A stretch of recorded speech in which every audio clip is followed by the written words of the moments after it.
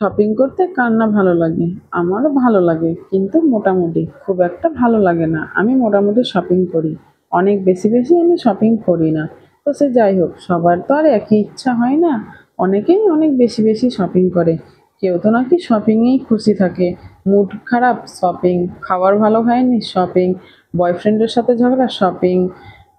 হাজবেন্ডের সাথে ঝগড়া, শপিং। মা বোনের সাথে কথা কাটাকাটি, শপিং। এক্সাম খারাপ হয়েছে, শপিং। এই তো হলো শপিং। শপিং মানেই শপিং। শপিং করলে অনেকের নাকি মুড ভালো হয়ে যায়। তা জানি না। আমার এরকম কোনোদিন পরিস্থিতি আসেনি, তাই আমি বলতেও পারবো না। কিন্তু হ্যাঁ, আমাকে টুকটাক মোটামুটি শপিং করতে ভালোই লাগে। তাই আমি আজকে চলে আসলাম চাঁচল এম বাজারে শপিং করতে। শুনলাম নাকি অফার দিয়েছে। অফার শুনে কে না দৌড়াবে। আমিও দৌড়ে পড়লাম। আছি তো আবার ওই গ্রামেরই মানুষ। তাই তোমাদের জন্য আমি নিয়ে চলে আসলাম যে দেখো কি কি আছে, কেমন কি কিনলাম।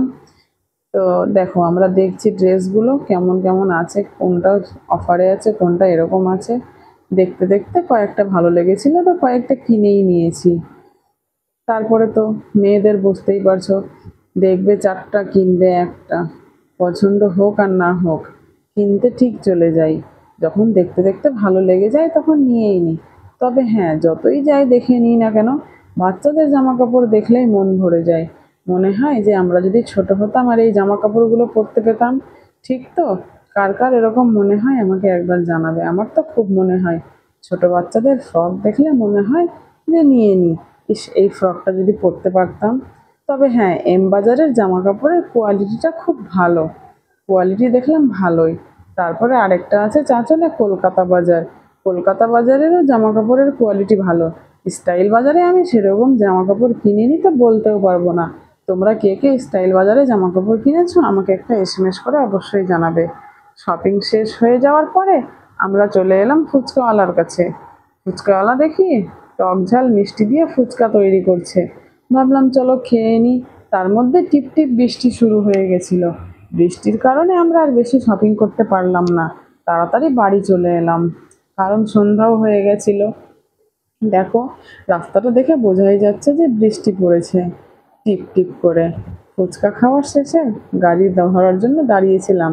রাস্তায় আস্তে আস্তে যেতে মাত্রই দেখলাম এখানে মমতা দিদির রাখি বন্ধনের উৎসব বসেছে, যেখানে কিনা সবাই সবাইকে রাখি পরাচ্ছে, আবার মিষ্টির প্যাকেটও দেওয়া হচ্ছে। তো আমরা তাড়াহুড়াতে ছিলাম বলে আমরা আর ওই সাইডে যাইনি। আমরা এদিকে ফল কেনার জন্য চলে এলাম ফলের দোকানে। কারণ ভাবলাম কিছু ফল কিনে নিই, বাড়িতে অনেক বাচ্চা কাচ্চা আছে খাবে। আমি বেশিরভাগ ফ্রুট কিনে নিয়ে যাই, কিংবা দই আর গরম মিষ্টি। আলতু ফালতু জিনিস আমি কিনে নিয়ে যাই না। প্যাকেটের খাবার আজকাল কে না খায়। তবে আমি এসব খাবার থেকে বিরত রাখি বাচ্চাদেরকে, কিংবা নিজেও। অনেক বেশি যে জেদের পরে তারপরে আমি হয়তো দিই, না হলে দিই না। আমি বেশিরভাগ ফ্রুটটাই কিনে নিয়ে যাই বাচ্চাদের জন্য। ফ্রুট কেনা শেষে উঠে পড়লাম টোটোতে। আমরা টোটোয় করে বাড়িতে যাই। টোটোয় করে যেতে গিয়ে একটা কুমোরপাড়া পার হতে হয়, যেখানে কিনা মূর্তিরা বানাই। হাঁড়ি বাসন সব কিছুই বানাই। আর এই যে এটা, গ্রামের মধ্যে ঢুকে পড়লাম। এটা হচ্ছে একদম নিহালপুর গ্রামের বাইপাসের লাগোয়া জমিগুলো। একদম বাইপাসের পাশে এই জমিগুলো আছে। যারা এই বাইপাসটাতে বেড়াতে এসেছো তারা অবশ্যই দেখেছো। একদম প্রাইমারি স্কুল, তারপরে এই একটু ফাঁকা। তারপরে এই যে বাইপাসটা দেখতেই পাচ্ছ, একদম উঁচু ঢিপি হয়ে আছে।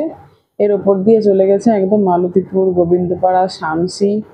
যারা এসেছো তারা দেখেছোই। এই যে বাইপাস রাস্তাটা প্রচুর খারাপ। যখন এখানে বৃষ্টি হয় একদম যাওয়া যায় না।